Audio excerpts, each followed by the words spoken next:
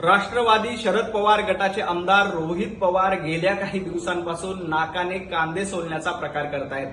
भारतीय जनता पार्टीच्या माजी प्रवक्त्या आरती साठे यांची नियुक्ती अयोग्य आहे आणि ती न्यायपालिकेची हत्या आहे अशा पद्धतीचा आरोप रोहित पवार करतायत। परंतु मला रोहित पवार यांना एक प्रश्न विचारायचा, जेव्हा काँग्रेसचं सरकार होतं तेव्हा अनेक काँग्रेसचे पदाधिकारी हे सुप्रीम कोर्टामध्ये हायकोर्टामध्ये जज म्हणून त्यांनी राहिलेले आहे। बहरुल इस्लाम यांचं उदाहरण आहे, ते काँग्रेसचे खासदार होते, नंतर हायकोर्टामध्ये जज झाले, सुप्रीम कोर्टामध्ये खासदार झाले।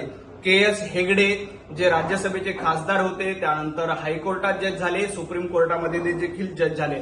कृष्णा अय्यर केरळमध्ये मंत्री होते, त्यानंतर हायकोर्टात जज झाले, सुप्रीम कोर्टामध्ये खासदार झाले। त्यामुळे रोहित पवार यांनी न्यायपालिकेबद्दल व्याख्यान देण्यापूर्वी थोडासा इतिहासाचा अभ्यास करावा आणि त्याच्यानंतरच अशा पद्धतीचे आरोप करावेत। लोकशाही आपल्या सोयीनुसार, न्यायपालिका आपल्या सोयीनुसार, हे रोहित पवार यांचं वागणं योग्य नाही आहे आणि भारतीय जनता पार्टी आणि सर्वसामान्य नागरिक रोहित पवार यांचा हा दुटप्पीपणा नक्कीच लक्षात घेतील।